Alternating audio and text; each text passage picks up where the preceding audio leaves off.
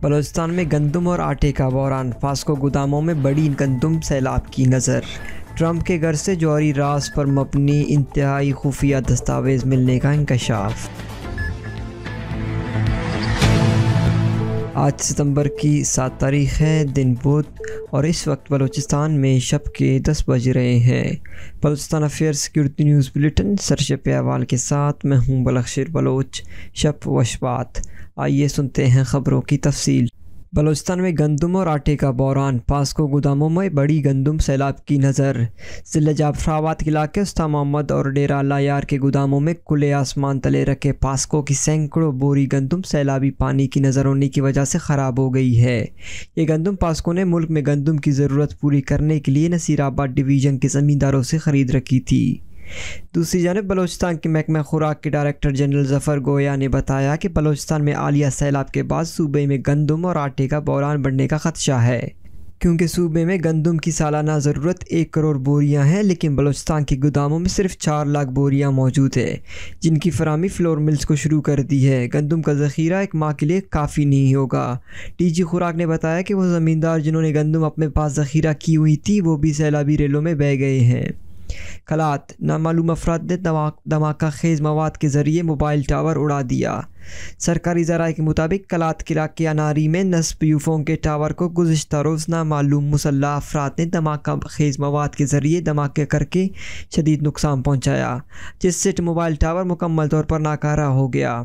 2 دھماکوں کے ذریعے موبائل ٹاور کو اڑانے کے بعد شدید فائرنگ بھی کی گئی۔ سرکاری اساتذہ کی تعدم بھوک ہڑتال، متحد کو گوشت کے دورے، بیشتر اسپتال میں داخل۔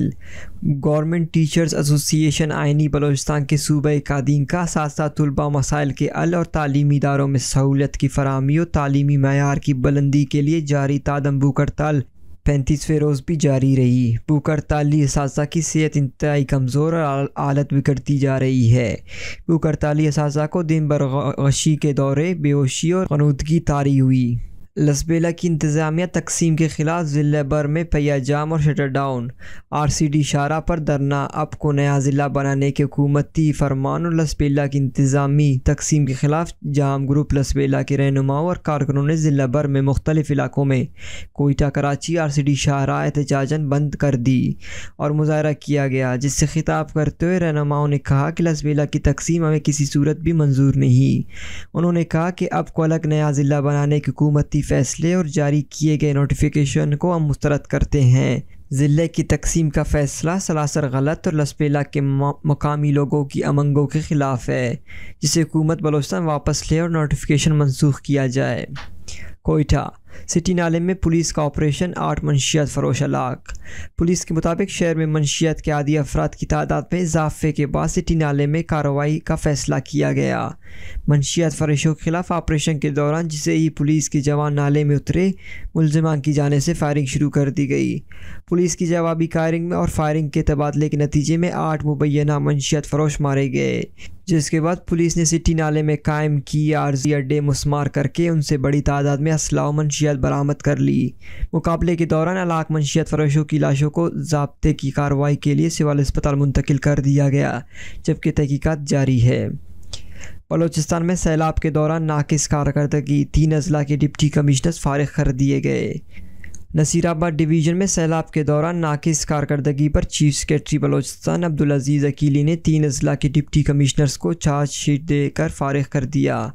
PDM میں راشن تحقیقات اور کروڑوں روپے جاری فنڈ کی تحقیقات کا کم، علاقے میں خوشی کی لہر دوڑ گئی۔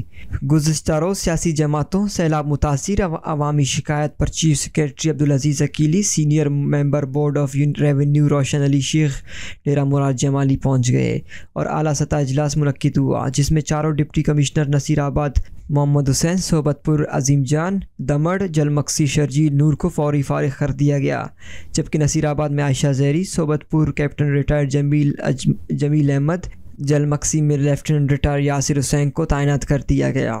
سیلاب کے باعث بحالی میں مشکلات۔ گنداوا 33,000 کی وی ٹرانسمیشن لائن کی بحالی کے لیے ہنگامی بنیادوں پر کام جاری ہے۔ ایس ڈی او کیسکو سید نیاز حسین شاہ نے کہا ہے کہ سیلاب سے متاثرہ بجلی کی پولوں کی بحالی کا کام زور و شور کے ساتھ جاری ہے۔ سیلاب کے باعث گنداوا بجلی ٹرانسمیشن لائن بری طرح متاثر ہو چکا ہے۔ علاقے میں سیلابی پانی موجود ہونے کی وجہ سے ٹرانسمیشن لائن کی بحالی میں شدید مشکلات پیش آ رہی ہیں۔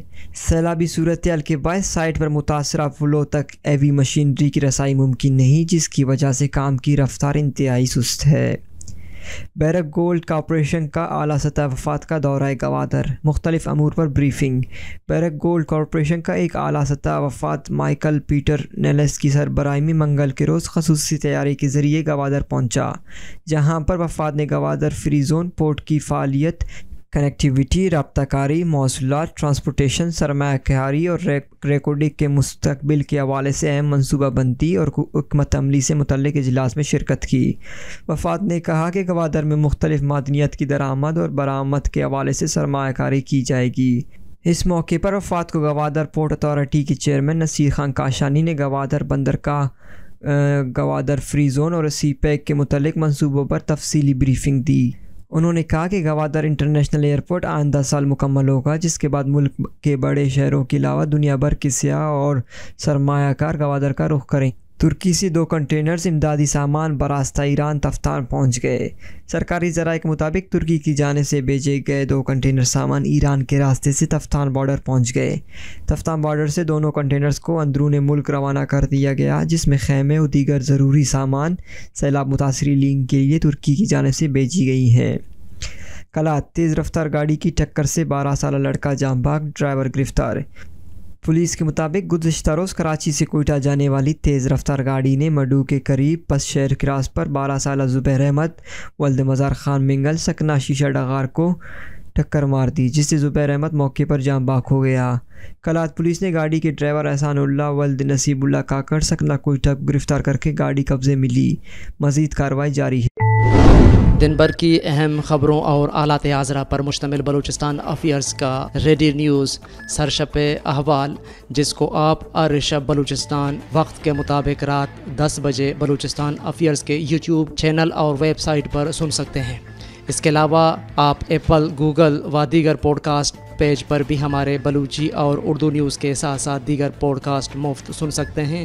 آپ ہمارے واٹس ایپ 00447459170947 پر سوالات اور تجاویز بھیج سکتے ہیں۔ عالمی اور علاقائی خبریں۔ روس کا پابندی ہٹانے کی شرط پر یورپ کو گیس سپلائی بحال کرنے کا اعلان۔ روسی ایوان صدارت کرملن کے ترجمان دمتری پیسکوف نے کہا ہے کہ امریکہ اور یورپ کی عائد کردہ پابندی کے خاتمے کی صورت میں نارد اسٹریم سے قدرتی گیس کی ترسیل کے عمل کو بحال کر دیا جائے گا۔ پیسکوف نے دارالحکومت ماسکو میں اخباری نمائندوں کا بریفنگ میں نارد اسٹریم قدرتی گیس پائپ لائن کے حوالے سے درپیش مسائل کے بارے میں روس پر الزام تراشی ناقابل قبول ہے۔ انہوں نے کہا کہ مغربی ممالک کی پابندیوں کی وجہ سے نارتھ اسٹریم سے متعلق مسائل کا سامنا کرنا پڑا۔ پابندیوں کی وجہ سے لائن پر موجود سپورٹ یونٹس کو بٹا دیا گیا تھا اور سارا بوجھ ایک یونٹ پر ڈال دیا گیا تھا، اور اب اس یونٹ کی اور آرلنگ لازمی ہے۔ اس پائپ لائن سے گیس کی ترسیل کو پابندیوں کو ہٹانا جانے کی صورت میں دوبارہ شروع کرنے کا احتمال کے بارے میں ایک سوال کے جواب میں پیسکوف نے کہا کہ قطعی طور پر پابندیاں میں مناسب قانونی ضمانتوں کے بغیر شپنگ قانونی ضمانتیں بنانے سے بھی روکتی ہیں۔ مغربی ریاستوں کی طرف سے لگائی جانے والی یہ پابندیاں ہی موجودہ صورتحال کو پیش کرتی ہیں۔ نئی دلی، ہزاروں گاڑیاں چرانے والا شخص گرفتار، اسلحہ اسمگلنگ میں بھی ملوث۔ بھارت کے دارالحکومت نئی دلی میں پولیس نے ملک کے سب سے بڑے کار چور کو گرفتار کرنے کا دعویٰ کیا ہے، جو مبینہ طور پر اب تک 5000 گاڑیاں چرا چکا ہے۔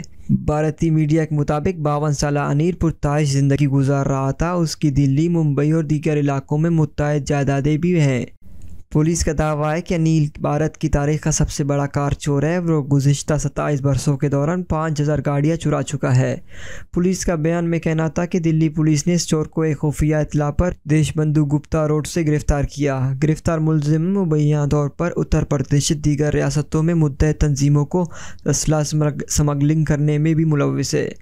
ملزم انیل 1995 سے ماروتی سمیت دیگر کاریاں چرا رہا تھا اور یہ چوری شدہ کار وہ مختلف بھارتی ریاستوں اور نیپال میں بیچا کرتا تھا۔ ملزم انیل کے خلاف ملک بھر میں تقریباً 180 مقدمات درج ہے۔ پولیس کے مطابق انیل 2015 میں بھی گرفتار ہو چکا ہے اور 5 سال جیل میں رہنے کے بعد 2020 میں رہا ہوا تھا۔ ٹرمپ کے گھر سے جوہری راز پر مبنی انتہائی خفیہ دستاویز ملنے کا انکشاف۔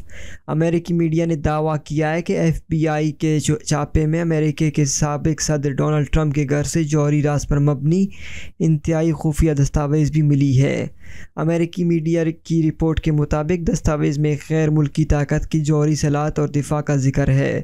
دستاویز اتنی حساس ہے کہ صرف صدر یا کابینہ کا رکن ہی اس تک رسائی کی اجازت دے سکتا ہے۔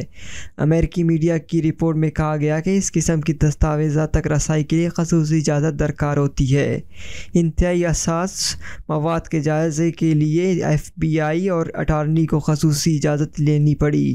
ٹرمپ نے جنوری میں شکست تسلیم کر کے دستاویز کے 15 بکس حکام کے حوالے کیے تھے۔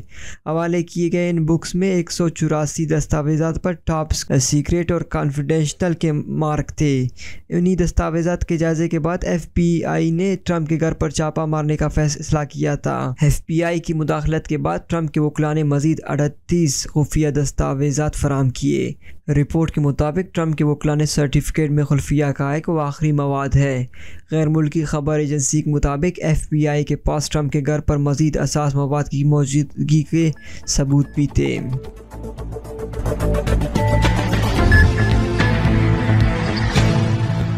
یہ تھی اب تک کی اہم خبریں۔ مزید خبروں اور اپڈیٹس کے لیے ہماری ویب سائٹ اور YouTube چینل وزٹ کریں۔